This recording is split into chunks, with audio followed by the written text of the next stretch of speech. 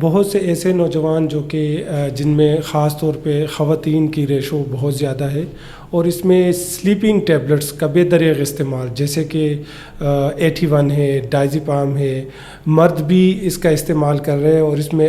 بہت سے ایسے لوگ ہیں جس میں مرد خواتین دونوں کو اس کی ایڈکشن بھی ہو جاتی ہے۔ وہ نوجوان جو کہ کبھی کبھار نیند کے لیے کوئی بھی ٹیبلٹس جو کہ گھر میں دادی کی اماں کی پڑی ہوتی ہے یا کسی کی بھی پڑی ہوتی ہے، وہ اٹھا کے کہا لیتے کہ آج مجھے نیند نہیں آ رہی، تو اس سے اس کو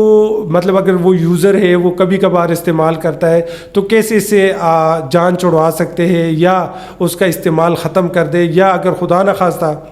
کوئی اس کی ایڈکشن میں مبتلا ہو جائے تو ان کو پھر کیا کرنا چاہیے؟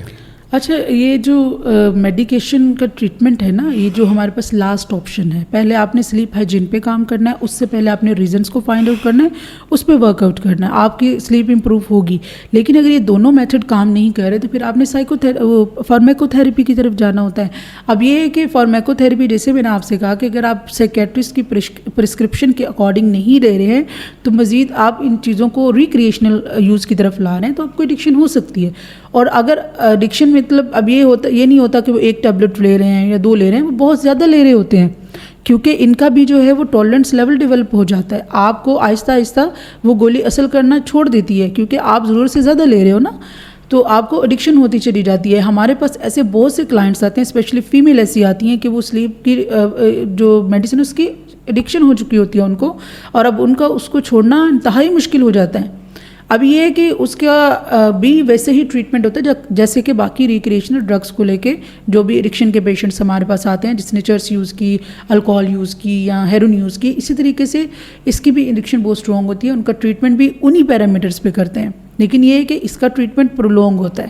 یہ بہت ڈینجرس ہوتے ہیں۔ اور میں یہ بھی کہنا چاہوں گی کہ آپ کبھی بھی اگر سلیپنگ جو ٹیبلٹس ہیں اس کی ایڈکشن ہو چکی ہے تو کبھی بھی گھر پہ ٹرائی مت کریں ٹریٹمنٹ کا، کیونکہ ان کے وڈرولز بہت ڈینجرس اور لائف تھریٹننگ ہوتے ہیں، اس سے آپ کی جان بھی جا سکتی ہے، فٹس بڑھتے ہیں۔ اور ہمارے پاس ایسے بہت سے کلائنٹس آتے ہیں، الحمدللہ کچھ ٹائم کے بعد ان کی بہتر ہو جاتے ہیں، ان کی ریکوری اچھی ہو جاتی ہے۔ تو وہ بس میں یہی کہنا چاہوں گی کہ آپ کوشش کریں کہ اس چیز سے دور رہیں۔ اگر کبھی کبھار کوئی پیشنٹ جو ہے نا اس کا استعمال کرے ہفتے میں 1 دفعہ یا 2 ہفتے کے بعد، تو ان کو بھی ٹریٹمنٹ کی ضرورت ہوتی ہے؟ بالکل ضرورت ہے۔ دیکھیں سلیپ پرابلم ہے نا، ابھی یہ کہ اگر ہے تو تبھی ہفتے بعد ان کو ضرورت پڑ رہی ہے، تو وہ کیوں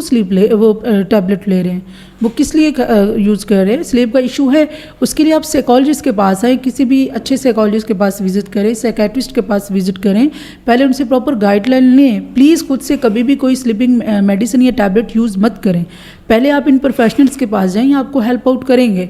کیونکہ آپ جب تک پراپر اسیسمنٹ نہیں کریں گے، آپ کو ریزن کا نہیں پتا، تو آپ ان کے سمٹمس کو خود سے کیسے مینیج کر رہے ہیں؟ ہو سکتا ہے چھوٹا سا پرابلم ہو، جیسے میں نے آپ سے کہا کہ کوئی اسٹریس ہو، کوئی اسٹریسر ہو، معمولی سا اسٹریسر ہو، اس کی وجہ سے آپ کا نیند ڈسٹرب ہو، یا فار ایگزامپل اوور تھنکنگ کر رہے ہیں آپ اس کی وجہ سے، تو یہ ہمیں نہیں پتا۔ سم ٹائم ریزنس کو ہم آئیڈینٹیفائی کرتے ہیں اور اس کی اسیسمنٹ کرتے ہیں، اس پہ کام کرتے ہیں، تو سلیپ بہتر ہو جاتی ہے۔ تو یہ خود سے ایکسپیریمنٹ جو ہے وہ بہت ڈینجرس ہوتا ہے، وہ نہیں کرنا۔ اس کے لیے بھی یہی ہے کہ آپ سائیکالوجسٹ کے پاس آئیں، سائیکیٹرسٹ کے پاس آئیں، وہ آپ کی پراپر رہنمائی کریں گے، آپ کو بتائیں گے کہ آپ نے کیسے اس چیز پہ قابو پانا ہے، لیکن خود سے آپ نہیں کریں۔